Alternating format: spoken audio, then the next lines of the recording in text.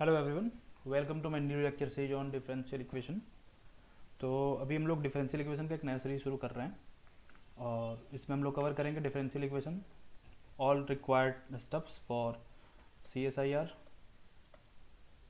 Physics के लिए। जो मैथमेटिकल फिजिक्स का मैथमेटिकल फिजिक्स में CSIR में तो बहुत छोटा सा पोर्शन है डिफरेंशियल इक्वेशन, बट है तो सही।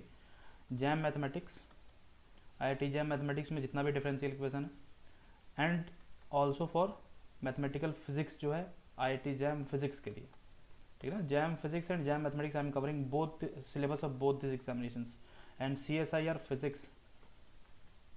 ओके, तो हम लोग शुरू करते हैं। मैथमेटिक्स में भी CSIR मैथमेटिक्स में भी डिफरेंशियल इक्वेशन थोड़ा बहुत है, तो काफ़ी बेसिक स्टेप्स है स्टार्टिंग में जो आपको पहले से भी पता होगा, और आगे हम लोग जितना ज़्यादा एडवांस हो सकेगा उतना आगे तक हम लोग इसको ले जाएंगे।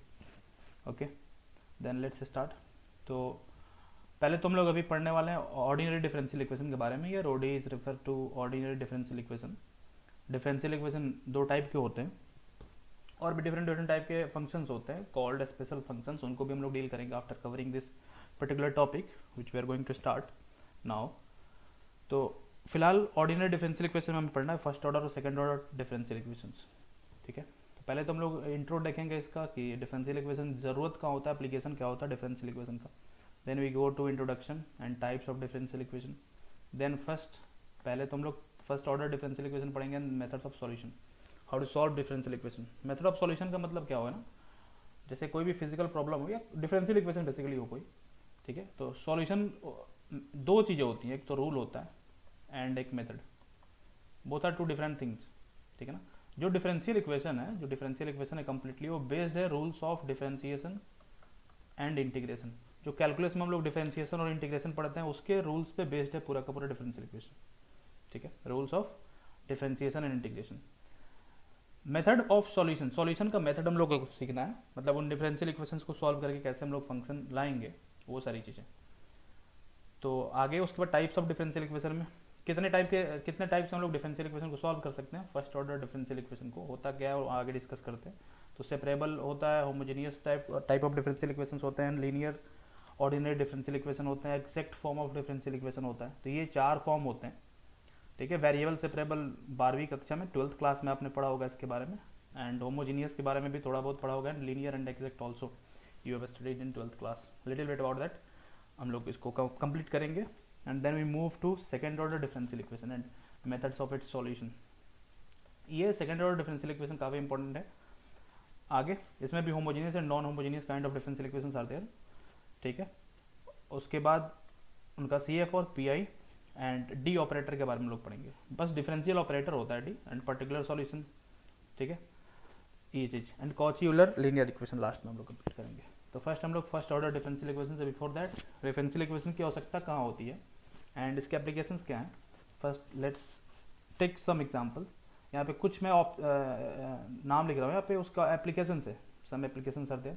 ऑर्थोगोनल ट्राजेक्टरी का मतलब क्या होता है, कोई भी ट्राजेक्टरी कोई पाथ दे रखा हो, लेट वी अब पाथ, किसी पर्टिकुलर का पाथ हो गया, और किसी भी फिजिकल सिस्टम में कोई पाथ दे रखा है बेसिकली, दिस इज पाथ 1। और हमें चाहिए क्या, इसके परपेंडिकुलर किसी भी पॉइंट पर इसके परपेंडिकुलर एक ट्राजेक्टरी चाहिए। ट्राजेक्टरी बेसिकली कोई एक पाथ नहीं, बहुत सारे पाथ भी हो सकते हैं। ट्राजेक्टरी का इक्वेशन ऑफ ट्राजेक्टरी का मतलब होगा जैसे ये एक पाथ है, इसके पैरेलल एक दूसरा पाथ है, तीसरा पाथ है, चौथा पाथ है, ठीक है। या फिर ऐसे समझो कि y इज इक्वल टू दे ऐसे sin x प्लस सी, और c कोई भी आर्बिट्री कांस्टेंट हो गया, and this equation is representing a trajectory, ये एक पाथ को रिप्रेजेंट कर रहा है। तो sin x का तो जो ग्राफ होगा कुछ ऐसा होता है, ये हम लोग आगे भी देखेंगे इसको। sin x का ग्राफ कुछ ऐसा होता है। तो ये एक पाथ है, कोई पार्टिकल ऐसे मूव कर रहा है। c का वैल्यू 0 होगा तो ऐसे होगा, c का वैल्यू कुछ होगा जैसे 1 होगा तो ये ग्राफ थोड़ा सा ऊपर शिफ्ट कर जाएगा 1 यूनिट। काफ़ी बेसिक ग्राफिंग अगर पता है आपको तो आपको ये समझ में आ रहा होगा। c पॉजिटिव है तो अगर नेगेटिव है तो ग्राफ नीचे स्लाइड कर जाता है, शिफ्ट कर जाता है, ठीक है। तो corresponding to different value of c any arbitrary constant and this is an equation of path. तो यहाँ पे कितने इनफाइनाइट पाथ बनेंगे, इनफाइनाइट वैल्यू ऑफ c के corresponding infinite paths are there, infinite trajectories are there basically. Path मतलब trajectory, orthogonal मतलब normal. तो हमें अगर इन ट्राजेक्टरीज के परपेंडिकुलर कोई नई ट्राजेक्टरी चाहिए जो हर पॉइंट पे क्या उनके परपेंडिकुलर हो, तो उसका एक सॉल्यूशन आ जाएगा, एक इक्वेशन आ जाएगा। तो यहाँ समझते हैं जरा, ये तो मैंने समझाने के लिए बता दिया एक इक्वेशन। तो ये मान लो तो कोई पाथ है एंड ऑर्थोगोनल ट्राजेक्ट्री चाहिए इसके, तो हम लोगों को एक इक्वेशन मिलेगा, एक अलग ट्राजेक्ट्री। ये ब्लू वाला क्या हो गया, ऑर्थोगोनल टू येलो वाला, एंड येलो वाला इज ऑर्थोगोनल टू ब्लू वाला ट्राजेक्ट्री। तो बोथ आर ऑर्थोगोनल ट्राजेक्ट्रीज बेसिकली। तो एक अगर पाथ दे रखा हो तो हमें अगर उसके ऑर्थोगोनल यानी कि उसके परपेंडिकुलर एक पाथ ट्रेस करना है, एक इक्वेशन बनाना है, general equation of all this trajectories जो ब्लू वाले हैं, तो उसको हम लोग बेसिकली ऑर्थोगोनल ट्राजेक्ट्रीज बोलते हैं। तो फॉर डूइंग सो और ऑर्थोगोनल ट्राजेक्ट्रीज की इक्वेशन पता करने के लिए हम लोग डिफरेंशियल इक्वेशन का सॉल्यूशन हमको आना चाहिए, उसको सॉल्व करना आना चाहिए बेसिकली। ठीक है, let's come to next example. Next यहाँ पे एक्सपोनेंशियल ग्रोथ एंड डिके, ये तो काफ़ी कॉमन चीज़ है। लाइक रेडियो एक्टिव रिएक्शंस में, रेडियो एक्टिव यानी कि न्यूक्लियर रिएक्शंस में ये होता है, ठीक है ना, एक्सपोनेंशियल ग्रोथ और डिके। और एनी काइंड ऑफ फंक्शन अगर कोई दे रखा है जिसमें एक्सपोनेंशियल ग्रोथ हो रहा है या फिर फंक्शन का डिके हो रहा है, ठीक है ना, वैल्यूज डिक्रीज कर रही हैं, तो for solving such physical problems और mathematical problems we can say, हम लोग को डिफरेंशियल इक्वेशन का सॉल्यूशन बनाना आना चाहिए, ठीक है ना। तो डिफरेंशियल इक्वेशन का एप्लीकेशन ऐसे प्रॉब्लम्स में भी होता है। इसका सबसे ज़्यादा इंपॉर्टेंस तो यहाँ होता है रेडियो एक्टिव रिएक्शंस में होता है, पॉपुलेशन ग्रोथ भी, ठीक है ना। पॉपुलेशन ग्रोथ यहाँ पे बैक्टीरिया का पॉपुलेशन ग्रोथ, ठीक है, और बहुत तरह के स्टेप्स हो सकते हैं पॉपुलेशन ग्रोथ से रिलेटेड, जहाँ पे हम लोग ये भी बेसिकली एक्सपोनेंशियल ग्रोथ और डीके का ही प्रॉब्लम होता है, पॉपुलेशन ग्रोथ। तो इन सारे इस टाइप की चीज़ें बहुत सारी मिलेंगी आगे, जहाँ हम लोग डिफरेंशियल इक्वेशन को यूज़ करते हैं। न्यूटन्स लॉ ऑफ कूलिंग में भी, ठीक है ना। Water tank problem, water tank मतलब यहाँ पे कोई वाटर टैंक है, यहाँ पे एक छोटा सा होल है एंड वाटर का यहाँ पे कुछ हाइट है इसमें, और वाटर की जगह कोई और भी फ्लूइड हो सकता है। कॉरस्पॉन्डिंग टू इट्स हाइट, यहाँ पे जो वेलोसिटी होगी उसका कुछ वैल्यू होगा, और स्क्वायर रूट के डायरेक्टली प्रोपोर्शनल होता है हाइट के, ठीक है। तो इसको सॉल्व करने के लिए how fast this is draining और how fast water is affecting from this particular hole, ऐसे प्रॉब्लम्स को सॉल्व करने के लिए भी हमें डिफरेंशियल इक्वेशन बनाना होता है इस फिजिकल प्रॉब्लम का। यहाँ पे और भी कॉम्प्लेक्स बनाना हो इसको, तो यहाँ पे कुछ एक और वाटर का सोर्स हम लोग डाल सकते हैं। तो ये इसके अंदर वाटर पोर कर रहा है, उसके अंदर डाल रहा है बेसिकली, तो इसका भी कुछ स्पीड हो सकता है। तो वेयर एवर कहीं भी अगर हमें दिखाई पड़े क्या, रेट ऑफ चेंज दिखाई पड़े, मतलब दो वेरिएबल्स, एनी फिजिकल सिस्टम जहाँ पे वेरिएबल्स हो, तो कोई भी फिजिकल सिस्टम हो, फिजिक्स में कोई भी फिजिकल सिस्टम हम लोग लेते हैं, ठीक है। मैथमेटिक्स बनाई है फिजिक्स के क्वेश्चन को सॉल्व करने के लिए, तो कहीं भी फिजिकल प्रॉब्लम्स हम लोग लेते हैं और सिस्टम लेते हैं, तो उनमें वेरिएबल्स होते हैं, और those variables are related with each other, and two set of variables basically क्या करते हो, स्टेट ऑफ सिस्टम को बताते हैं, सिस्टम के स्टेट को डिफाइन करते हैं उन वेरिएबल्स के डिफरेंट वैल्यूज, ठीक है। तो एक दूसरे से रिलेटेड होते हैं, तो जहाँ भी वेरिएबल्स एक दूसरे से रिलेटेड होंगे and those variables are representing state of a system, तो हमें वहाँ डिफरेंशियल इक्वेशन की आवश्यकता पड़ती है in order to solve problems या फिर उनके रिलेशन को बनाने के लिए। काफ़ी कॉमन बातें हैं जो मैं बता रहा हूँ अभी, ठीक है। Motion of falling object under gravity with air resistance, यहाँ भी हो सकता है एक ऑब्जेक्ट है हैविंग मास m, नीचे जा रहा है, ग्रेविटेशनल एक्सेलरेशन नीचे होता है, इसकी वेलोसिटी v है, g की वजह से तो v बढ़ेगी, बट अगर एयर रेसिस्टेंस है तो उतनी ज़्यादा नहीं बढ़ पाएगी जितनी ज़्यादा बढ़नी चाहिए, ठीक है ना, ऑब्वियसली फिर भी बढ़ेगी। तो ड्यू टू एयर रेसिस्टेंस यहाँ पे फोर्स लगेगा, रेसिस्टिव फोर्स लगेगा, Fr लिख देता हूँ, जो डायरेक्टली प्रोपोर्शनल होता है स्पीड के बेसिकली, एंड ऑपोजिट डायरेक्शन में होता है, that's why we take minus sign there. अभी फिलहाल मैं इतना बताता हूँ इसके बारे में। तो यहाँ भी एक डिफरेंशियल इक्वेशन बनेगा, ठीक है ना। एस्केप वेलोसिटीज के प्रॉब्लम, प्लेनेटरी मोशन, इसको हम लोग डिस्कस करेंगे आगे, ग्रेविटेशन जब हम लोग पढ़ेंगे तो जितने भी कॉम्प्लेक्स टाइप के प्लेनेटरी मोशन होते हैं उनको डिस्कस करेंगे हम लोग आगे। Particular moving in a curve, ठीक है। ये लास्ट में मैंने इसको यहाँ पे थोड़ा सा सेपरेट करके रखा हुआ है, इनमें सेकेंड ऑर्डर डिफरेंशियल इक्वेशंस का यूज होता है। ये कंप्लीट एक टॉपिक ही हो जाएगा हमारा ऑसिलेशन एंड वेव का, ऑसिलेशंस एंड वेव्स का एक कंप्लीट टॉपिक हो जाएगा। बेसिकली डैम्पिंग मतलब ऑसिलेशन और वेव बेसिकली बोल सकते हैं इसको, ठीक है ना। तो ऑसिलेशन का एक कंप्लीट टॉपिक होगा, इसके लिए सेकेंड ऑर्डर डिफरेंशियल इक्वेशन जब मैं पढ़ाऊंगा तो उसमें ही ऑसिलेशन पूरा कंप्लीट कर दूंगा, जितने भी टाइप के ऑसिलेशन होते हैं कंप्लीट, ठीक है। जैसे एक तो सिंपल ऑसिलेशन होता है SHM, ठीक है, उसको थोड़ा सा और कॉम्प्लेक्स कर सकते हैं, तो कॉम्प्लेक्स में एक डैम्प्ड ऑसिलेशन होगा। डैम्प्ड ऑसिलेशन में मतलब उसमें एक फोर्स काम कर रहा है। जैसे डैम्प्ड ऑसिलेशन में क्या है उसका ग्राफिकली समझाता हूँ।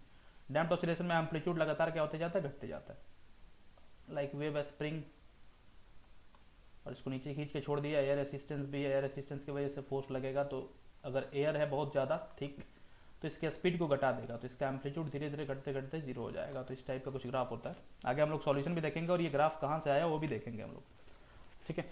Damped oscillation, then forced oscillation होता है। फोर्स्ड ऑसिलेशन मतलब ये जो एयर रेसिस्टेंस लग रहा था और जिसकी वजह से इसकी स्पीड कम हो रही थी, हम लोग एक एक्सटर्नल फोर्स लगा के उस स्पीड के कम होने को मेंटेन करेंगे in order to have good oscillation, ठीक ठीक है ना, कि स्पीड उसका कम ना हो, तो हम लोग एक एक्सटर्नल एजेंट का, एक्सटर्नल फोर्स का यूज़ करते हैं in order to continue the SHM, right.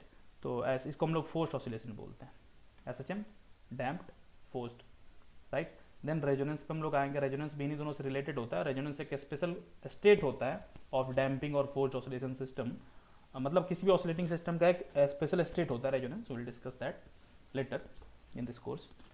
Electrical circuit में एलसीआर सर्किट होता है, एलसी सर्किट होता है, वेर एवर जहाँ भी ऑसिलेशंस की बात होगी, इधर एनर्जी ऑसिलेट कर रहा है और सम पार्टिकल्स आर ऑसिलेटिंग, तो सर्किट्स में तो एनर्जी का ही ऑसिलेशन होता है, इलेक्ट्रिक और मैग्नेटिक फील्ड एनर्जीज का ऑसिलेशन होता है। Electric field energy is converting into magnetic field energy and magnetic field energy is converting into electric field energy and so on so forth, right. And rectifiers में भी इनका application होगा, differential equations के, in order to solve problems of rectifiers.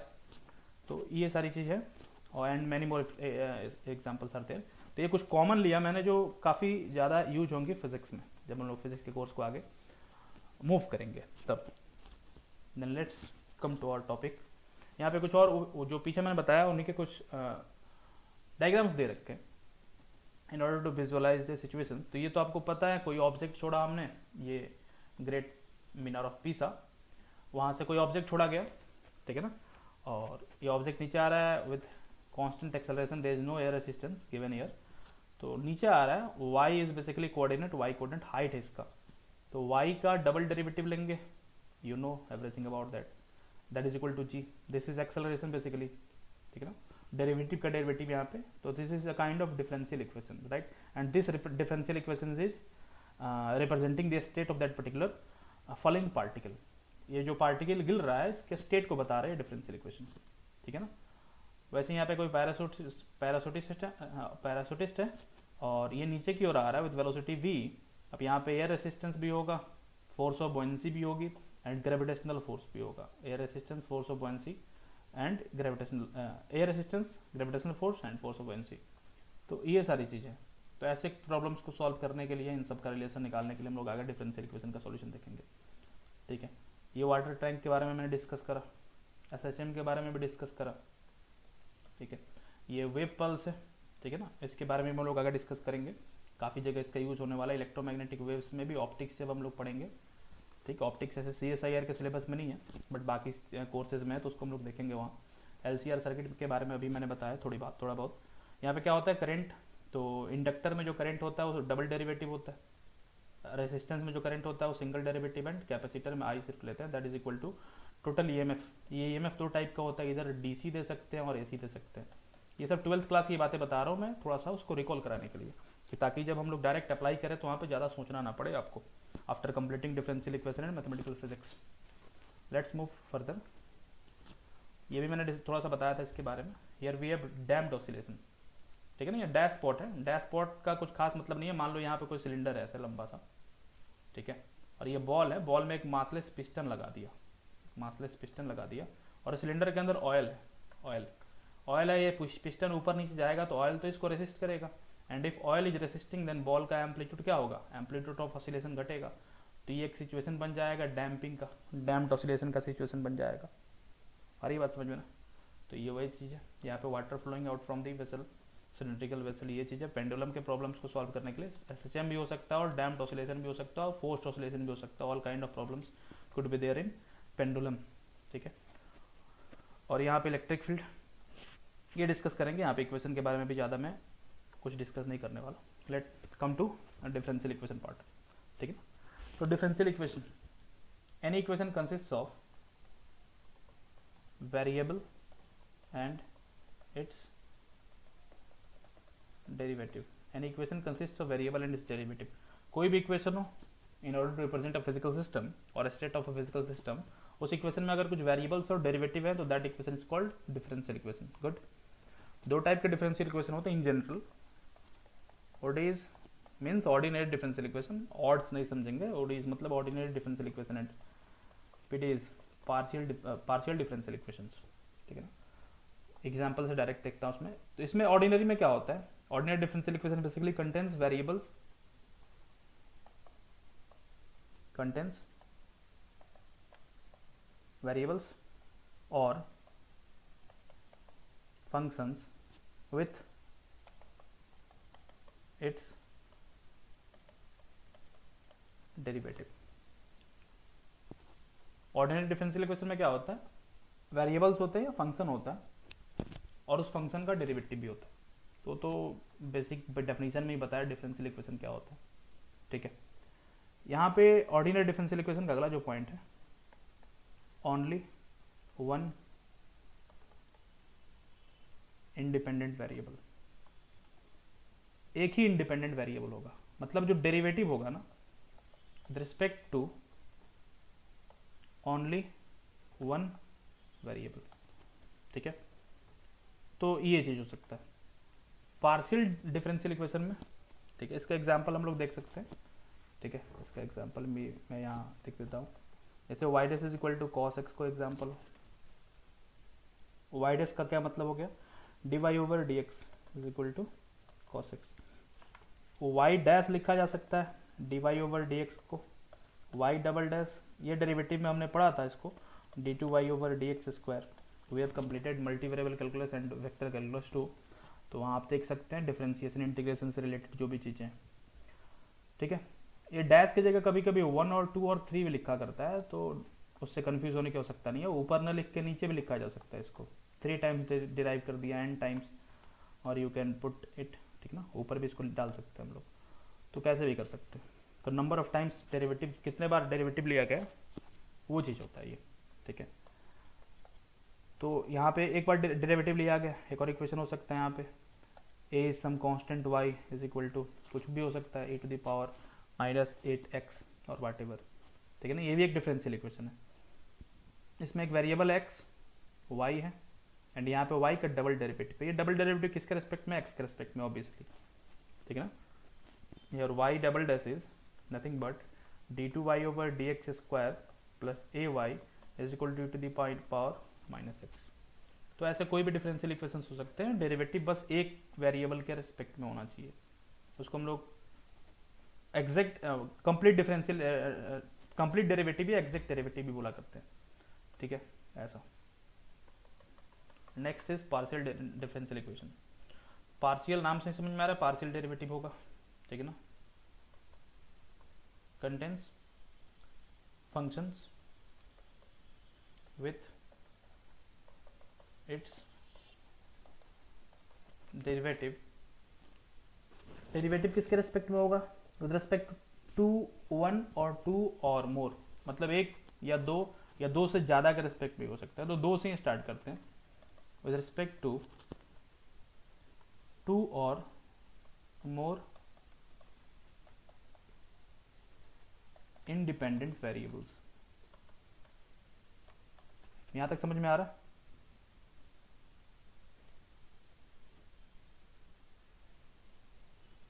M I audible? यहां तक समझ में आ रहा है? कोई नहीं, ठीक। 2 or more independent variables contains function with its derivative with respect to 2 or more independent variables, ठीक है। तो डी टी, इसका कुछ भी एग्जांपल ले सकते हो, d two u over d x square, d two u over d y square. ये मैंने एक लैपलेस इक्वेशन लिख दिया है सब। यू कोई फंक्शन है, u is a function of x and y, ठीक है ना। ऐसा कोई भी डेरिवेटिव ले सकते हो, या फिर ऐसा मान लो कोई फंक्शन है एफ हमारे पास, उसको हमने एक्स के साथ डिफरेंशिएट कर दिया। कोई दूसरा फंक्शन है वाई, उसको हमने वाई है, उसको हमने एक्स के साथ उसको भी डिफरेंशिएट कर दिया, ऐसा कुछ। तो ये पार्शियल डिफरेंशियल इक्वेशन है, ठीक है। और 2 फंक्शन भी हो सकते हैं, एक फंक्शन भी हो सकता है। तो यहाँ पे एफ जो है वो भी एक्स का फंक्शन है, y is also function of x. तो ऐसे कुछ हो सकते हैं, इनके बारे में भी हम लोग डिस्कस नहीं करेंगे। We are proceeding only with ordinary differential equations, not with partial differential equations. ये सीरीज कंप्लीट करने के बाद जस्ट बाद partial differential equation and special functions पे मैं लेक्चर्स अपलोड करूंगा, विल कवर दैट आफ्टर। चलो ठीक है, इतना समझ में आ रहा है, लेट्स प्रोसीड, आगे बढ़ते हैं। यहाँ पे एक एग्जांपल है, let y dash is equal to दे रखा है हमारे पास cos x।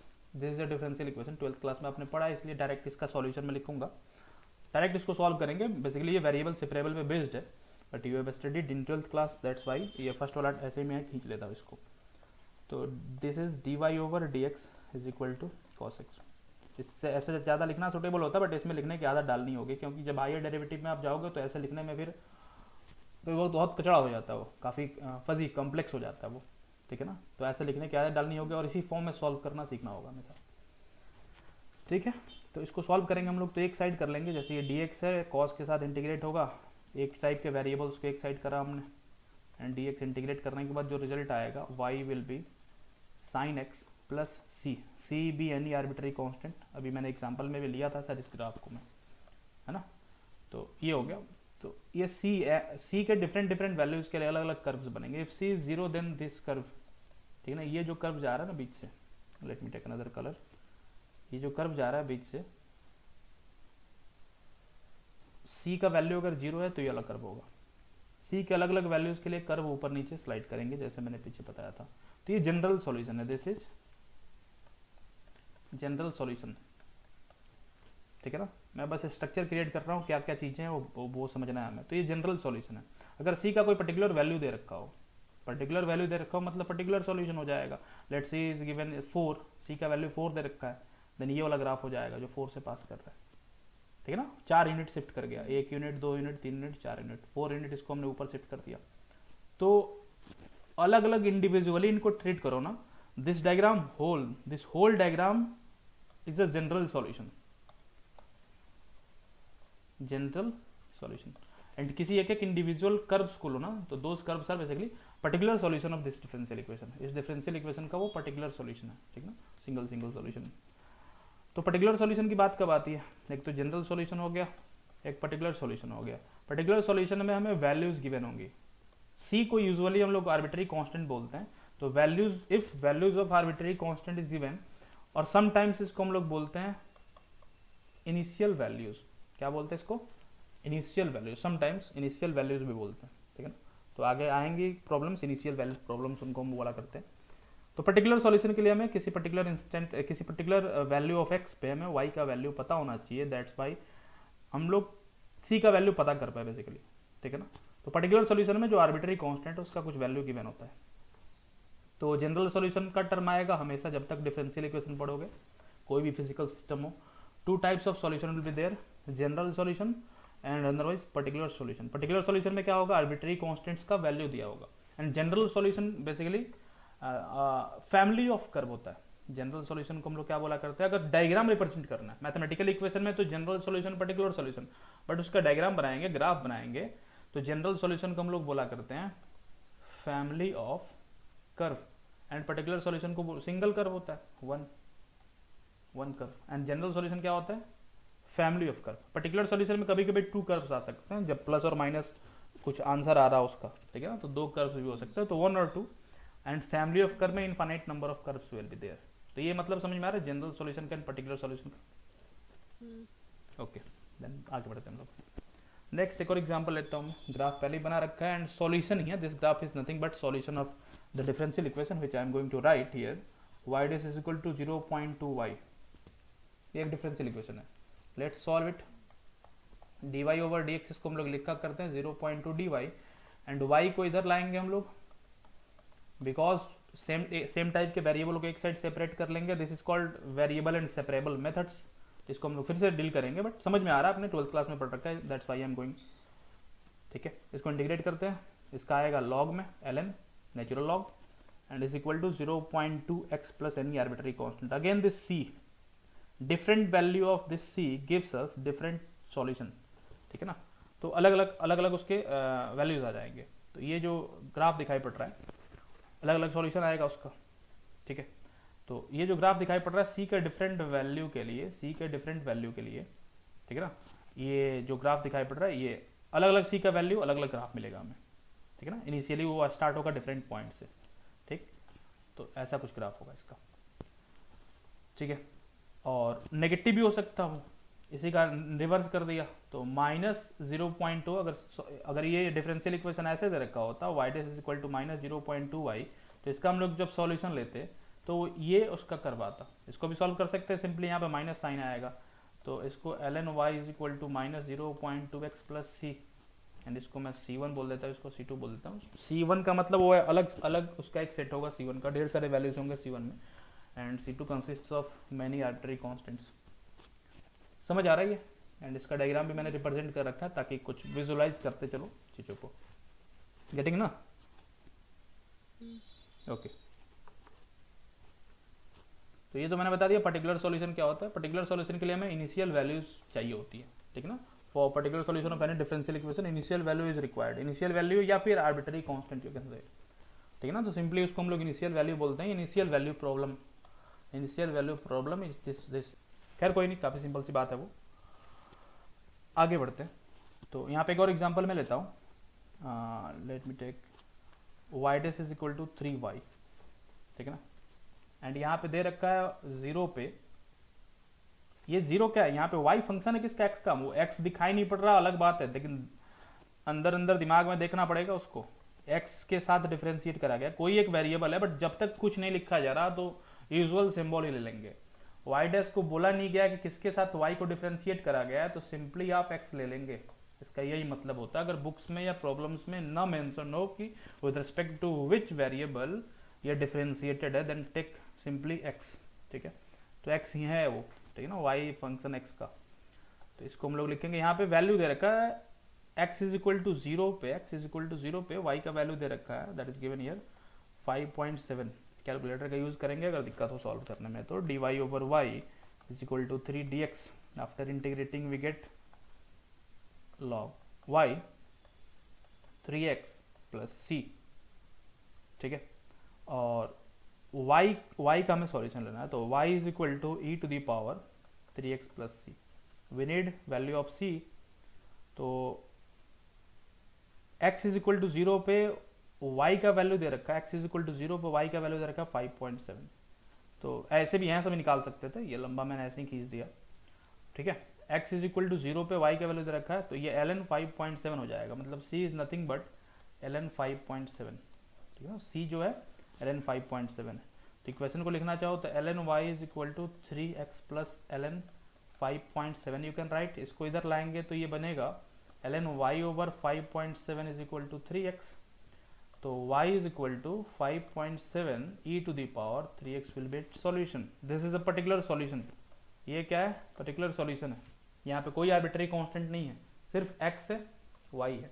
Different value of x gives us different value of y, ठीक है ना। तो ये सिंगल कर्व है, this is single curve, not family of curve. एक कर्व देगा ये, बिकॉज हमने क्या करा, एक छोटा सा इनिशियल वैल्यू लिया इसका, किसी आर्बिट्री इंस्टेंट पे इसका वैल्यू, दो इंस्टेंट नहीं, किसी आर्बिट्री इंडिपेंडेंट वैल्यू पर इसका वैल्यू लिया y का 5.7 दिया था क्वेश्चन में वो। तो ये समझ में आ गया। चलो ठीक है, कुछ क्वेश्चन है इनको हम लोग डायरेक्ट भी सॉल्व कर सकते हैं, ठीक है ना। इनको डायरेक्ट सॉल्व करा जा सकते हैं। एक टर्म और आता है, उसको हम लोग डिस्कस कर लेते हैं। Order of differential equation. Order समझ में आता है, ऑर्डर मतलब कितनी बार, मैक्सिमम कितनी बार डिफरेंशिएटेड है पार्ट उसका, ठीक ना। ऑर्डर का मतलब मैक्सिमम नंबर ऑफ डेरिवेटिव जो है उस इक्वेशन में वो। इसमें तो एक ही बार डिफरेंशिएट करा गया, 1 होगा, इसमें भी 1 होगा, इसमें भी 1 होगा। यहाँ पे ऑर्डर इसका 2 होगा, मैक्सिमम 2 दिखाई पड़ रहा है। जैसे कहीं इक्वेशन हो y dash plus a y double dash plus a y dash plus y to the power q to the power 3 is equal to 0 ऐसा दे रखा है। तो इसका ऑर्डर कितना हो जाएगा, 2। सेकेंड ऑर्डर, पूरे डिफरेंशियल इक्वेशन का ऑर्डर है 2। दूसरा टर्म आता है डिग्री। तो डिग्री का मतलब समझते हो हाईएस्ट पावर, ठीक ना। हाईएस्ट पावर कोई भी टर्म हो जो डेरिवेटिव है उसके बारे में बोला जाता है। तो सेकंड डेरिवेटिव है, फर्स्ट डेरिवेटिव है, कोई भी फंक्शन हो या डेरिवेटिव हो, उसका हाईएस्ट पावर हम लोग देखा करते हैं। मान लो यहाँ पे ये तो फर्स्ट डेरिवेटिव है, मान लो ये भी फर्स्ट डेरिवेटिव है, तो हाईएस्ट पावर इसमें कितना दिखाई पड़ा है, इसका 3 है, इसका पावर 1 है, इसका पावर 1 है। तो डेरिवेटिव का हाईएस्ट पावर जो होगा 3, तो इसका डिग्री हो जाएगा 3, ठीक है। तो ये मतलब होता है इसका। इन क्वेश्चंस को डायरेक्ट सॉल्व कर सकते हैं। साइन दे रखा है, एक्सपोनेंशियल दे रखा है, सिंपल, ठीक है। वाई, इसको सॉल्व करने में थोड़ा सा दिमाग लगाना होगा यहाँ पे। Y dash is equal to x e to the power minus x square over 2। पीछे क्या था, अच्छा पर्टिकुलर सॉल्यूशन, ठीक है। तो इसको अगर इंटीग्रेट भी करते हैं हम लोग, ठीक है ना, तो इसको इंटीग्रेशन बाई पार्ट से इंटीग्रेट करना पड़ेगा, इफ़ यू नो। ऐसे करेंगे और ये हो जाएगा x e to the power, अच्छा यहाँ एक्स स्क्वायर है, सॉरी, इसको मैं आगे डिस्कस करता हूँ, इसको कैसे इंटीग्रेट करते हैं। फिलहाल ये भी डिफरेंशियल इक्वेशन बनेगा, ऊपर एक्स स्क्वायर, अगर एक्स होता तो इंटीग्रेशन बाई पार्ट से कर सकते थे, ठीक है। यहाँ भी कुछ सब्स्टिट्यूट करके अगर चेक करना चाहो तो कर सकते हो, सब्स्टिट्यूट करके इंटीग्रेट होता है कि नहीं होता। एक्स स्क्वायर की जगह अगर कुछ सब्स्टिट्यूट करते हो, लेट से यू, तो 2x की जगह हो जाएगा ये du, ठीक है ना। 2x की जगह हो जाएगा 2 एक्स, ठीक है, ये डी हो जाएगा, 2x dx होगा, सॉरी, ठीक है ना। तो ये कैंसिल हो जाएगा, यू सब्स्टिट्यूट करके भी सॉल्व हो सकता है। यहाँ पे कुछ और पावर होता है ना, हायर पावर होता है, n हो जाता है यहाँ पे, या फिर 4 हो जाता, 5 हो जाता, तो वो अलग हो जाता फंक्शन, ठीक है ना। तो उसको सॉल्व करने का तरीका डिफरेंट होता है, ठीक है। उसको हम लोग गामा फंक्शन से सॉल्व करते हैं, गामा फंक्शन उसको बोला जाता है। तो अभी फिलहाल उसके बारे में बात करेंगे हम लोग। तो यहाँ पे तो क्या लिख सकते हैं हम लोग, एक्स डी एक्स की जगह डी यू बाई टू लिख सकते हैं, and we can easily solve this equation. तो इसमें हम लोगों ने सब्स्टिट्यूशन का यूज कर लिया, 1/2 will be there, -2 u over 2 d u, और यहाँ पे डी वाई रहेगा। यहाँ तो y बना ही है, और इसका इंटीग्रेशन तो सेम रह जाता है, u/2, जो भी यहाँ पे कांस्टेंट अंदर है उससे हम लोग डिवाइड कर देते हैं। तो आफ्टर डिवाइडिंग 2 ये कैंसिल हो जाएगा, 2/1 हो जाएगा, एंड माइनस बाहर आ जाएगा, एंड प्लस सी, ठीक है।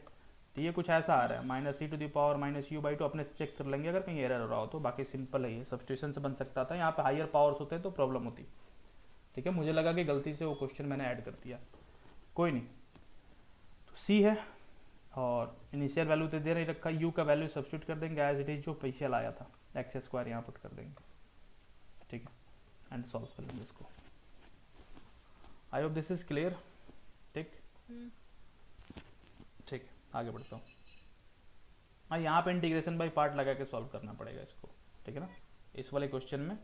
तो यहाँ पे तो डी वाई का y रहेगा a⁻−x cos x है, तो ये इंटीग्रेशन बाई पार्ट आपने 12th क्लास में पढ़ा है इसको, ठीक है, सॉल्व कर सकते हैं। आगे बढ़ता हूँ मैं। यहाँ पे कुछ और क्वेश्चन दे रखे हैं, पिछले क्वेश्चन में इनिशियल वैल्यूज गिवन नहीं थी, ठीक है ना, only differential equation was there, तो जनरल सॉल्यूशन मिला। जो भी सॉल्यूशंस होंगे इन डिफरेंशियल इक्वेशंस के वो जनरल सॉल्यूशन होगा। यहाँ पे वैल्यूज गिवन है, ठीक है ना, ये डिफरेंशियल इक्वेशन है, एंड y ये wait a minute, differential equation given है, एंड यहाँ पे इसका इनिशियल वैल्यू भी गिवन है, ठीक है ना, यहाँ पे इनिशियल वैल्यू भी गिवन है, and y is equal to, अच्छा इसका सॉल्यूशन भी दे दिया यहाँ पे। तो यहाँ पे तो सॉल्यूशन इसका दे रखा है, ठीक है ना, डिफरेंशियल इक्वेशन है, सॉल्यूशन है, और इनिशियल वैल्यू यहाँ पे दे रखा है। तो इसको आप वेरीफाई कर सकते हैं, सॉल्व कर सकते हैं। All this are solution of differential equation, ठीक है ना, लेफ्ट साइड में जो है वेरीफाई करने के लिए बस, ठीक है। तो आते हैं अपने अगले टॉपिक पे, methods of solution of first order differential equation. तो 4 टाइप के यूजुअली मेथड होते हैं सॉल्व करने के। पहला वेरिएबल सेपरेबल, जो भी हमने देखा, भी थोड़ा सा और देखेंगे इसके बारे में, some more examples. Then homogeneous form, क्या होता है homogeneous form, will discuss. Exact differential form and linear differential equation, और लीनियर में एक और चीज़ होता है, बर्नौलीज इक्वेशन होता है, ठीक है ना, that is basically reducible to linear differential equation. उसको रिड्यूस कर सकते हैं लीनियर फॉर्म में, then will have solution of that particular differential equation, ठीक है ना। And let's start with variable separable. तो वेरिएबल सेपरेबल में क्या होता है, पहले वाले से शुरू करता हूँ। सिंपल समझ में आ रहा था, मतलब क्या है, वेरिएबल सेपरेबल में एक फंक्शन होगा हमारे पास y का, ठीक है ना, dy, और एक साइड में फंक्शन होगा x का dx। मतलब कुछ ऐसे फंक्शन, ऐसे इक्वेशन दे रखा होगा कि x वाले फंक्शन को एक साइड ले जा सकते हैं और y वाले फंक्शन को dy के साइड ला के हम लोग सेपरेट कर सकें। देन सिंपली क्या करना होगा, मैं आगे इंटीग्रेट करना होता है, ठीक है। हम सिंपलेस्ट फंक्शन जो होंगे ना वेरिएबल सेपरेबल से सॉल्व हो जाते हैं, ठीक है ना, सिंपलेस्ट फंक्शन जो होंगे वो वेरिएबल सेपरेबल से सॉल्व हो जाते हैं। तो कहीं भी ऐसा फंक्शन दे रखा हो जहाँ पे y वाले फंक्शन को पूरे को dy के साथ ले जाया जा सके, x वाले को dx के साथ, तो उसके बाद बचाएं क्या करने को, इंटीग्रेट करना सिर्फ। अगला हो जाता है रिड्यूसिबल। अगला कुछ ऐसे फंक्शन हो जाएंगे जो डायरेक्ट तो इस फॉर्म में नहीं होंगे, बट कुछ करके उसमें कुछ सब्स्टिट्यूट करके कुछ चेंज ला के फंक्शन में वी कैन मेक देम, ठीक है ना, ऑफ दिस फॉर्म। उनको इस फॉर्म में हम कन्वर्ट कर सकते हैं, इस फॉर्म में हम लोग बना सकते हैं। रिड्यूसिबल टू सेपरेबल फॉर्म, ये रिड्यूसिबल टू सेपरेबल फॉर्म जो अभी बता रहा हूँ, ये सेम चीज होमोजेनियस पे भी लागू होगा, बट पहले तो होमोजेनियस हम लोग समझ लेंगे, देन इसको फिर से अप्लाई करेंगे उस पर। सब्स्टिट्यूशन है ये सिंपली। तो डिफरेंशियल इक्वेशन अगर इस टाइप का हो कोई, ठीक है ना, जैसे कोई भी इक्वेशन हो, जैसे y डैश है और y डैश और फंक्शन x का हो तो कोई दिक्कत नहीं है। y डैश अगर सिर्फ x का फंक्शन हो, y डैश अगर सिर्फ x का फंक्शन हो, या फिर y dash is equal to function of y only, तो कोई दिक्कत नहीं है, डी वाई हो गया और एफ वाई को नीचे ला के हमने इंटीग्रेट कर लिया और इस साइड डी एक्स चला गया, और यहाँ पे है तो डी वाई हो गया और एफ एक्स को एफ एक्स इधर ही रहने दिया, डी एक्स के साथ इंटीग्रेट कर दिया, कोई लोचा ही नहीं है इसमें। बट मैं क्या लिखने वाला यहाँ भी, ये x plus x over y हो, या फिर और या ऐसा हो y ओवर x हो, ऐसा कुछ दे रखा हो, ठीक ना, फंक्शन ऐसा कुछ हो। जैसे यहाँ पे मान लो ये चीज ऐसे होता, y dash is equal to sine x है, समझ आ रहा है, y dash is equal to sine y है, ये भी समझ आ रहा है, y को इधर ले जाके इंटीग्रेट कर सकते हैं, but y dash is equal to sine x over y हो तो, या y ओवर x हो तो, और साइन y ओवर x हो तो, ठीक है ना, ऐसे फॉर्म में हो। तो पहली बात तो किस फॉर्म में दिखाई पड़े उसके बारे में, या फिर जो डेरिवेटिव है फर्स्ट ऑर्डर डेरिवेटिव, वो फंक्शन x प्लस वाई हो, अंदर सम हो उसका या फिर डिफरेंस हो, ठीक है ना, बोथ आर सेम थिंग। यहाँ पे ऊपर प्रोडक्ट हो गया और डिवीजन हो गया इस फॉर्म में, या फिर किसी कांस्टेंट के साथ हो, यहाँ पे ax प्लस बी वाई और प्लस माइनस बी वाई, ठीक है ना, यहाँ पे बस कांस्टेंट एक मल्टीप्लाई कर दिया इसमें, तो ये सब एक ही फॉर्म दिखाई पड़ रहे हैं, ये चारों के चारों। तो सब में करना कुछ नहीं है, सिंपल एक काम करना है हमें, सिर्फ एक काम, y ओवर x की जगह हम पुट कर लेंगे कोई और variable t, y over x की जगह हम लोग t पुट कर लेंगे, एंड देन हम सॉल्व करेंगे इसको। इस पूरे को क्या करेंगे, उसके बाद इस पूरे को, यानी कि t जो है y ओवर x की जगह हमने सब्स्टिट्यूट कर लिया t, और t को हम लोग x के साथ डिफरेंशिएट कर देंगे, t को हम x के रिस्पेक्ट में डिफरेंशिएट कर देंगे, इस साइड भी डिफरेंशिएट करना होगा, कुछ आएगा, सिंपली करना क्या है, t पे फोकस करना है, y ओवर x को हमने t मान लिया, एंड देन t को डिफरेंशिएट कर लेंगे x के साथ, तो लेफ्ट साइड भी डिफरेंशिएट करना पड़ेगा, ठीक है, और उसके बाद हम कन्वर्ट कर लेंगे उसको इस फॉर्म में। कैसे करते हैं कुछ एग्जाम्पल हम लोग आके देखते हैं, फिर बात करते हैं उसके बारे में, ठीक है। तो पहले तो इसी को हम लोग सॉल्व करेंगे और उस पर कुछ एग्जाम्पल्स देखेंगे, ठीक है, और इसके बाद इसको डिफरेंशिएट कर लेंगे। इस वाले में क्या करेंगे, इसमें भी जो अंदर दिखाई पड़ रहा है x प्लस माइनस वाई, इसकी जगह हम लोग t कंसिडर कर लेंगे, t ले लो, u ले लो, z ले लो, whatever you want to take. यहाँ भी इस पूरे की जगह क्या करेंगे, x plus minus B Y जो है, इसकी जगह t ले लेंगे या z ले लेंगे या u ले लेंगे, कुछ भी, ठीक है, और उसके बाद z को x के साथ डिफ्रेंशिएट कर देना है, t को x के साथ, ठीक है। क्यों x के साथ, ये x के साथ डिफ्रेंशिएटेड था तो सुटेबल होता है उससे डिफ्रेंशिएट करना, क्योंकि y इनिशियली x के साथ डिफ्रेंशिएटेड था, तो इसलिए तो उसको हम लोग x के साथ डिफरेंशिएट कर लेंगे, अंदर जो भी है ब्रैकेट में उसको बाहर लेके, ठीक है। Let's do some example. Example 4, अभी तक 3 एग्जांपल्स देखे पीछे, और कुछ एक्सरसाइज के क्वेश्चंस थे जो मैंने छोड़ दिए वेरीफाई करने के लिए, आप कर सकते हो उसको। तो ये जो है पहला example, y dash is equal to 1 plus y square, ठीक है, ये तो सिंपल सेपरेबल मेथड से सॉल्व कर सकते हो, इस टाइप का सिंपल दे रखा है। तो एक दूसरा इक्वेशन है 2xy y dash is equal to y square minus x square, ये एक इक्वेशन दे रखा है, ठीक है। इसको सॉल्व करना है, पहले तो इसको हम लोग क्या करते हैं, एक्स वाई से, ये दोनों को मैं अलग अलग कर देता हूँ। इसको सॉल्व करना है तो यहाँ पे वाई स्क्वायर दिखाई पड़ रहा है, डी वाई है, तो d y over 1 plus y square is equal to d x हो जाएगा। ये सिंपल सेपरेबल मेथड से सॉल्व हो जाएगा। 1 प्लस एक्स स्क्वायर का इंटीग्रेशन, तो 1 प्लस वाई स्क्वायर है, तो इसका tan इनवर्स होता है इंटीग्रेशन, अगर आपको याद हो तो। इसको इंटीग्रेट करने के बाद ना tan इनवर्स आता है, क्योंकि tan इनवर्स को डिफरेंशिएट करने पे 1 over 1 plus x square 1 over 1 plus x square आता है, तो उसको इंटीग्रेट करेंगे वापस। खैर यहाँ पे y दिखाई पड़ रहा है, तो ये y आएगा, ठीक है, ये आएगा tan inverse y is equal to x plus C, ये ठीक है, x प्लस सी, तो y होगा tan x प्लस सी के इक्वल। सी भी यानी आर्बिट्री कांस्टेंट, c क्या है, कोई आर्बिट्री कांस्टेंट है, हाँ। x इज इक्वल टू 0 पे अगर y का वैल्यू पता हो तो we can easily find c, ठीक है ना, we can easily find what is c। तो ये तो सिंपल था, इसमें कोई दिक्कत नहीं थी। एक और एग्जांपल देख लेते हैं, फिर इस पे आते हैं हम लोग। इसके बाद एक और एग्जांपल हम लोग देखते हैं, फिर आते हैं हम लोग रिड्यूसिबल वाले फॉर्म पे। इसमें अगर दे रखा हो y dash is equal to x plus 1 e to the power minus x y square, देखने में थोड़ा अजीब दिखाई पड़ रहा है बट है सिंपल, ठीक है।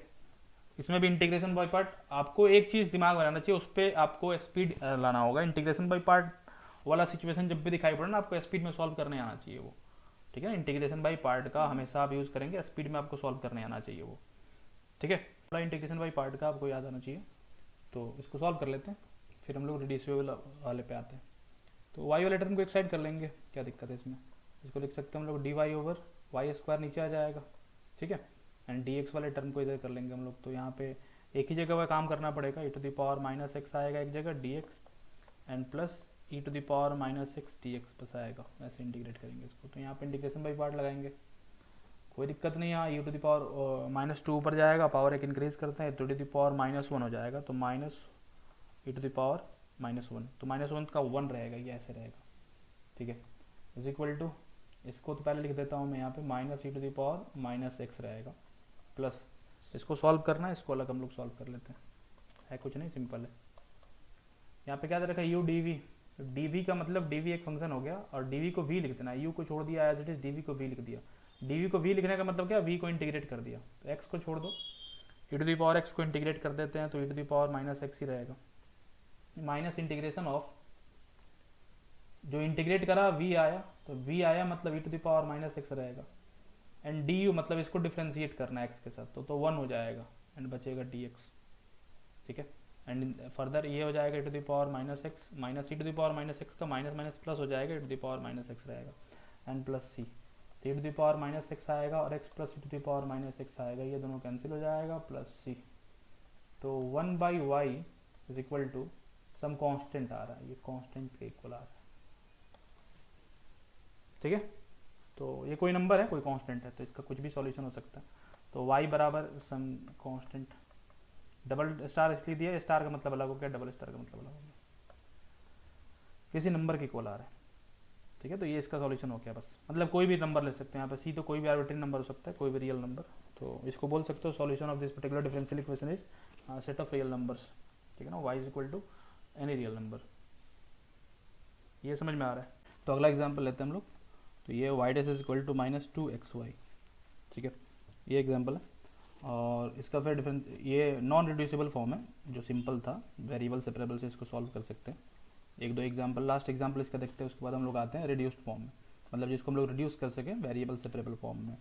तो dy dx को इस साइड करते हैं, here we have y and -2x dx, काफ़ी सिंपल है, and we need to integrate, here we have log y -2x square over 2, 2 get cancelled out, then y will be equal to plus c will be there, plus c भी होगा यहाँ पे, ठीक है। तो पहले c का वैल्यू हम लोग निकाल ले, ज़्यादा बेटर। यहाँ पे इनिशियल वैल्यू दे रखा है y is equal to 0, y at x is equal to 0 is given as 1.8, ऐसे दिया होता है यहाँ पर। तो 1.8 दे रखा है, चाहे x को 0 रखेंगे तो y भी 1.8, then c become equal to ln 1.8, c ln 1.8 के बराबर हो जाएगा, ठीक है। ये काफ़ी सिंपल है। तो ये 1.8 के बराबर हो जाएगा, इसको इस साइड लाएंगे तो ln y over 1.8 will be there and -x square as it is, then y is equal to 1.8 e to the power -x square. ये सॉल्यूशन होगा of the above differential equation. This is particular solution because यहाँ पे initial value दे रखा है, तो ये एक पर्टिकुलर सॉल्यूशन होगा, राइट, नॉट जनरल सॉल्यूशन। इसका ग्राफ यहाँ पे दे रखा है, ठीक है, इसी कर्व का ग्राफ, गुड। ऐसे विजुअलाइज करने के लिए मैंने यहाँ पे फिगर्स दे रखे हैं इसके सारे। तो ये है, हो गया। आगे कुछ और क्वेश्चन देखते हैं। मैंने यहाँ पे एक क्वेश्चन लिया था स्टार्टिंग में, ठीक है ना, ये तो सिंपल फॉर्म था जो हमने देख लिया, और 12th क्लास में भी आपने इसके बारे में पढ़ा है। ये भी सिंपल फॉर्म था, this is also very simple, solve करना था, डायग्राम मैंने बगल में दे रखा था। ये एक और क्वेश्चन है, तो ये डायरेक्ट होमोजीनियस फॉर्म में नहीं दिखाई पड़ रहा है, क्यों, क्योंकि इसको हम लोग gx dx fy dy इस फॉर्म में सेपरेट नहीं कर सकते हैं। इस फॉर्म में सेपरेट करने का मतलब सारे x वाले टर्म को dx के साथ, सारे y वाले टर्म को y के साथ डायरेक्ट नहीं ला सकते। तो ऐसे में बोला था कि हमें हमेशा इसको कन्वर्ट करना होगा किस फॉर्म में देखने की कोशिश करनी होगी। हमें इधर इसको देखना होगा dy ओवर dx, यानी कि y डैश है ना, उसको अकेले रख लो, पहले एक साइड कर लो। तो dy over dx should be equal to, यहाँ पे कोई फंक्शन हो, मतलब राइट साइड में जो उसको पूरे को एक फंक्शन कंसिडर कर लेंगे और उसको देखने की कोशिश करेंगे, इधर वो x ओवर y के फॉर्म में दिखाई पड़े या y ओवर x के फॉर्म में दिखाई पड़े, x ओवर y के फॉर्म में दिखाई पड़े, या ax प्लस by के फॉर्म में दिखाई पड़े। किसी भी फॉर्म में दिखाई पड़े उसको हम लोग क्या करेंगे, एक नया वेरिएबल कंसिडर करेंगे, सब्स्टिट्यूशन मेथड का यूज करके बस प्रोसीड कर जाना, आगे बढ़ जाना, अपने आप सॉल्यूशन, अपने आप वो सेपरेबल फॉर्म में दिखाई पड़ने लगेगा, and then solve that equation, तो कोई दिक्कत नहीं है। तो इसको मैं आगे लेता हूँ, इसका सॉल्यूशन सर्कल होगा। आगे मैं इसको इसके जगह पे ही रखता हूँ। Let me see again, 2xy y dash and y square minus x square is there. तो यहाँ पे लिखते हैं हम लोग 2xy y dash is equal to y square minus x square, this is our differential equation. ठीक है, इसका सॉल्यूशन सर्कल होगा, वो लास्ट में हम लोग यहाँ तक पहुँचते हैं, पहले इसको देखते हैं। तो इसको मैंने करा क्या, एक्स वाई से डिवाइड कर दिया पूरे इक्वेशन को, या फिर वाई डैश को बोलो 2xy से डिवाइड कर दिया। 2 को इस साइड में रखोगे तो कोई फर्क नहीं पड़ने वाला, एक्स वाई से डिवाइड कर दिया। यार we have y over x और यहाँ पे x ओवर y बचेगा। 2 को किसी साइड रखो क्या फर्क पड़ता है। तो यहाँ y डैश जो है, y डैश में 2 टर्म्स दिखाई पड़ रहा है, both terms are in the form of y over x। ये भी y ओवर x ही है, x को नीचे कर लो तो 1 ओवर y ओवर x है। इसको मैं अगर t कंसीडर करूँ तो this equation is nothing but y dash is equal to t minus 1/t, एंड यहाँ पे 2 को रहने दो। ऐसा करने के बाद इसको डिफ्रेंशिएट करेंगे पहले, तो बोथ साइड डिफ्रेंशिएट करेंगे इसको। तो इधर पहले y को डिफ्रेंशिएट करेंगे dy over dx, simply we can write y dash, और 1 ओवर x को एज इट इज छोड़ दिया, प्लस x को डिफरेंशिएट करेंगे y को छोड़ देंगे, तो यार we get minus sign y, 1 over x का differentiation minus 1 by x square होता है, and here we have dt over dx। Again किसके रेस्पेक्ट में डिफरेंशिएट करेंगे, जो इंडिपेंडेंट वेरिएबल है इसमें, ये y जो है, y यहाँ पे अपने आप में किसके रेस्पेक्ट में डिफरेंशिएटेड है, x के रेस्पेक्ट में, तो x is independent variable there, right. Then again t को भी हमें we need to differentiate with respect to x, same independent variable जो प्रीवियस सिचुएशन में है। ठीक है, और आफ्टर हैविंग दिस रिजल्ट, यहाँ पे dy ओवर dx को हमें रिमूव करना है dt ओवर dx के फॉर्म में। जो नया वेरिएबल हमने कंसिडर करा है ना, उस वेरिएबल में हमें एक नया डिफरेंशियल इक्वेशन बनाना है। तो कुछ नहीं करना, यहाँ पे dy ओवर dx दिखाई पड़ रहा है, सिंपल अलजेब्रा। यहाँ पे सबको सेपरेट करेंगे, दूसरे साइड पूरे को मल्टीप्लाई कर दो x से, तो आफ्टर मल्टीप्लाइंग बाई x ये x यहाँ से डिसअपियर हो जाएगा, and here we get minus y over x only, and ये x इस साइड आ जाएगा, x dt over dx we get good। y over x itself क्या कंसिडर कर रखा है हमने पहले, उसको t कंसिडर कर रखा है, तो ये t इस साइड जाएगा, राइट साइड जाएगा। तो dy over dx is equal to x dt over dx plus t। तो dy over dx की जगह ये चीज़ रखना है यहाँ पे। ठीक है, तो इसको मैं इरेज करता हूँ, इस सारी चीज को हटा देता हूँ मैं से।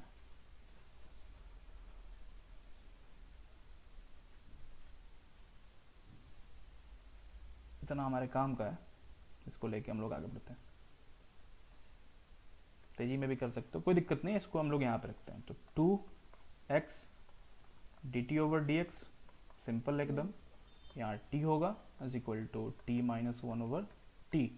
ठीक है, अब ये इसको बस सेपरेट कर लेना, हमें x वाले टर्म को dx के साथ रख लेना एंड y वाले टर्म को dy के साथ रख के, एंड देन सिंपली सॉल्व। ये वेरिएबल सेपरेबल में है, सेपरेट हो जाएंगे वेरिएबल्स, x वाले x के dx के साथ, t वाले dt के साथ। चलो देखो यहाँ जरा, 2 से इसको t को मल्टीप्लाई करके राइट साइड लाएंगे तो माइनस 2t हो जाएगा, and t minus 2t gives us minus t। तो यहाँ क्या बचेगा, माइनस t माइनस 1/t। तो इसको मैं t को यहाँ से उड़ा देता हूँ और इसको माइनस कर देता हूँ। ठीक है, और dt over dx will be there, and here we have minus को बाहर लिया, t square plus 1 over t। Good, आगे कहीं इसको सॉल्व करते हैं पहले। तो dt को इस साइड लाते हैं, तो इसको मैं करता हूँ क्या, dx ओवर x कर लिया, dx ओवर x, और dt के साथ क्या जाएगा, t dt divided by t square plus 1 with minus sign. We need to integrate this. अब यहाँ पे अगेन ये थोड़ा सा कॉम्प्लिकेटेड अगर दिखाई पड़ रहा है तो वी नीड टू सब्स्टिट्यूशन का यूज़ करके सॉल्व कर सकते हो। ठीक है, हर जगह कॉम्प्लिकेशन नहीं देगा कि दिक्कत हो सॉल्व करने में। तो we can solve simply this equation. अगर प्रैक्टिस कर रखा है काफ़ी ज़्यादा डिफ्रेंशिएशन का तो आइडिया होगा इसको कि सॉल्व कर सकते हैं हम लोग सब्स्टिट्यूशन से। ऐसे भी नीचे सेकेंड डिग्री है और ऊपर टी के साथ सिंगल डिग्री दिखाई पड़ रहा है, तो ऑब्वियसली इसको डिफ्रेंशिएट करने के बाद T D T single degree में जाएगा तो वो कैंसिल हो जाता है। तो टी स्क्वायर प्लस 1 को अगेन मैंने एक नया वेरिएबल कंसिडर करा, लेट से z। ठीक है, तो इसको डिफ्रेंशिएट करेंगे, 2t dt will be there, and here we have dz तो टी डी टी की जगह डी जेड ओवर टू लिखेंगे, T D T D Z over two होगा। This will be D Z, 1/2 को सेपरेट करेंगे, नीचे वाला पूरा z हुआ, इसको इंटीग्रेट करना है। और एक साइड इधर क्या था, लेफ्ट साइड में हमारे पास dx over x was there, और यहाँ भी 1/2 था हमारे पास। 1/2 तो कैंसिल हो जाएगा both side, we need to integrate dx, sorry यहाँ पे एक माइनस साइन चलेगा इसके साथ साथ, तो minus ln z plus c, ln को मैंने एक साइड ले लिया। अच्छा, z जो है अपने आप में क्या है, T square plus 1, and t itself we have considered it y over x, then y over x put करेंगे तो this will become y square plus x square divided by x square. Good, तो z इधर जाएगा तो ln x plus ln z दोनों को multiply करेंगे तो this will be x multiplied by y square plus x square divided by x square, and here we have x only in denominator is equal to some constant. ln को c के साथ यहाँ लाएंगे तो ln के form में लिखने की आवश्यकता नहीं है उसको, वो कांस्टेंट ही होगा, तो इसलिए हम उसको सिंपली एक कांस्टेंट, एक नया कांस्टेंट कंसिडर कर लेंगे। ये x इधर गया and this become a new constant, let's say c not, एक नया कांस्टेंट बन गया। तो ये सर्कल का जनरल इक्वेशन दिखाई पड़ रहा है। इसको हम लोग लिखना चाहें अगर तो वाई स्क्वायर लिखेंगे, एक्स स्क्वायर, और इस c को अगर हम लोग इसको एक क्वाड्रेटिक फॉर्म में दिखाई पड़ रहा है तो इसको हम लोग अगर सॉल्व करेंगे आगे तो यहाँ पे ये ऐसा सिचुएशन दिखाई पड़ेगा, y square plus x minus some constant का स्क्वायर इज इक्वल टू जो भी टर्म दिखाई पड़ेगा, जो भी कांस्टेंट होगा वो रेडियस का स्क्वायर होगा। ठीक है, ये इस फॉर्म में दिखाई पड़ रहा है। ठीक, तो इसको हम लोग सॉल्व कर सकते हैं। तो इसको सॉल्व करने के आगे आवश्यकता नहीं है क्योंकि ये c तो ऐसे ही आर्बिट्ररी कांस्टेंट है, तो c अपने आप में आर्बिट्ररी कांस्टेंट है तो आगे भी वो आर्बिट्ररी कांस्टेंट्स ही आएंगे।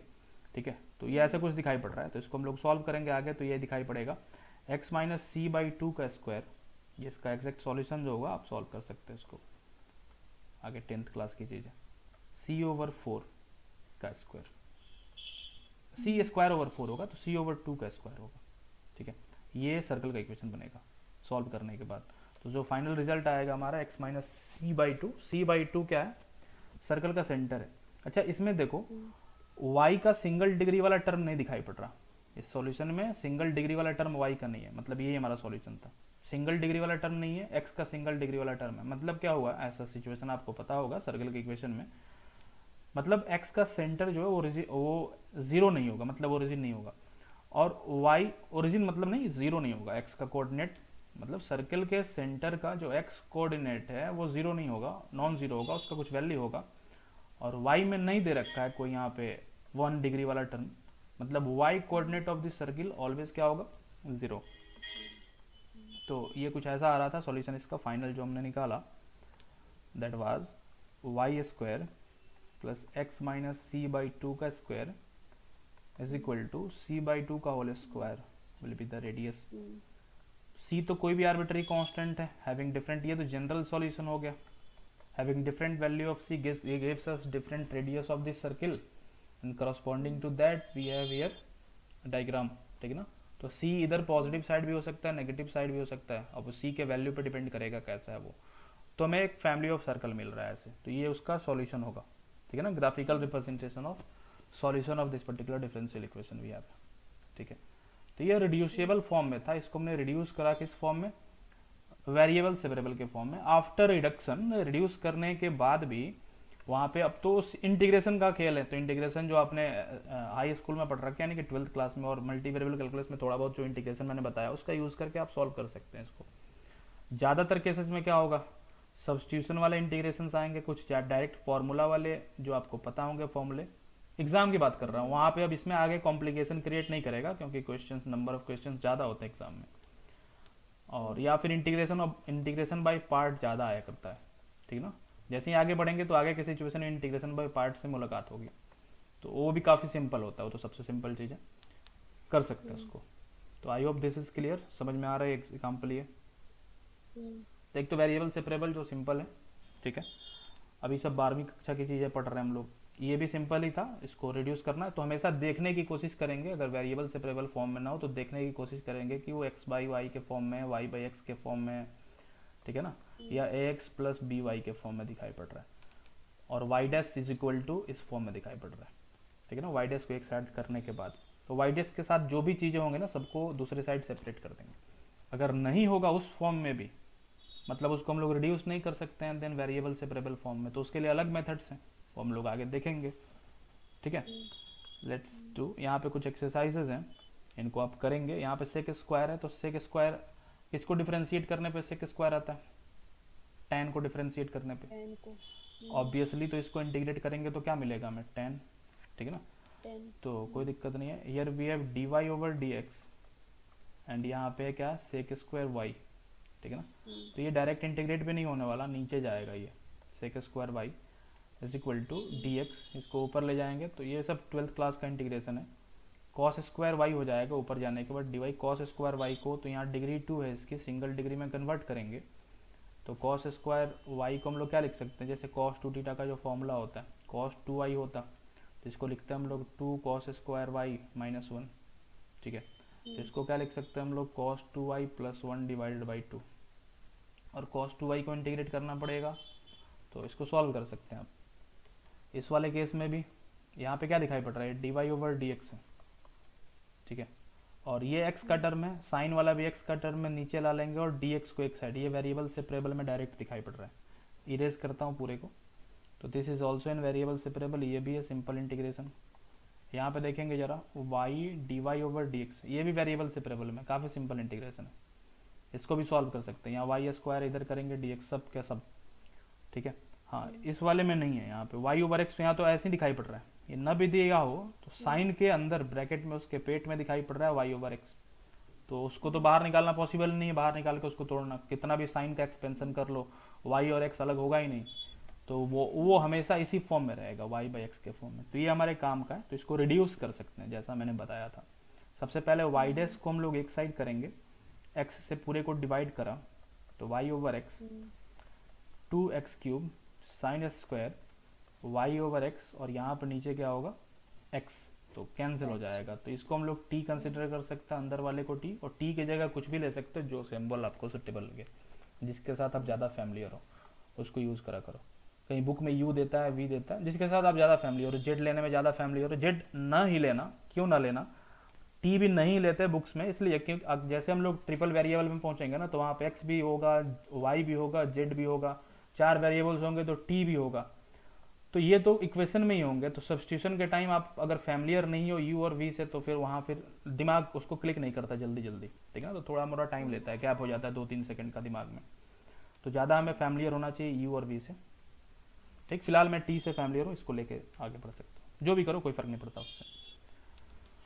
तो ये भी वैसे ही दिखाई पड़ रहा है, इसको एक्सपेंड करेंगे, यहाँ पे बोल ही रखा है, बोलने से कोई फर्क नहीं पड़ता, ये बोलने वाला खेल नहीं चलेगा हमारे पास, अगर न दे रखा हो तो हमें सोचना पड़ेगा हमेशा। तो इसको हम लोग देखेंगे कि ये वेरिएबल सेपरेबल वाले में कन्वर्ट हो सकता है नहीं हो सकता। क्यूब दे देता तो फिर बिल्कुल ही छोड़ देते, वो काफ़ी बड़ा हो जाता, और ऐसे भी हमें पता है एक्स स्क्वायर वाई स्क्वायर अगर एक साइड हो तो कोई तरीका नहीं है इसको सेपरेट करने के, एक्स वाले को एक साइड और डी एक्स के साथ और वाई वाले को डी वाई के साथ। जब भी एक्स और वाई एक साथ दिखाई पड़े प्लस और माइनस में तो पॉसिबल नहीं है।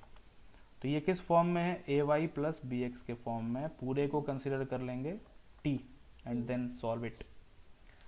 यहाँ ये भी कुछ वैसे ही दिखाई पड़ रहा है, वाई डैश है, एक्स से डिवाइड करेंगे तो वाई स्क्वायर ओवर एक्स और प्लस वाई ओवर एक्स, ये वैसे ही सिचुएशन दिखाई पड़ रहा है यहाँ। ठीक है, तो इसको हम लोग टी कंसिडर करके सॉल्व कर सकते हैं। यहाँ भी बेसिक बात है कि आप सेपरेट कर सकते हो कि नहीं कर सकते। नहीं कर सकते हो तो हमें देखने की कोशिश करनी है, वाई ओवर एक्स देखना है, ए एक्स प्लस बी वाई देखना है, बस ये काम करना है। एंड इनके जगह कुछ सब्स्टिट्यूट करके आगे सॉल्व करना है, सॉल्व करते करते और वो कन्वर्ट हो जाएगा अपने आप में सॉल्व करने के बाद। उसके बाद सिंपल 12th क्लास का इंटीग्रेशन है।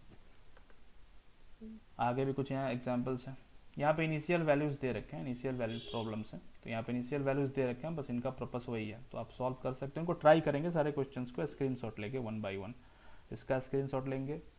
This the first, second, simple है, इधर ना भी करें तो आगे अगर करेंगे तो ज़्यादा फायदा होगा। ये वेरिएबल सेपरेबल आपका पढ़ा हुआ है पहले से, ठीक है। तो I hope this is clear, इतना समझ में आ गया। काफ़ी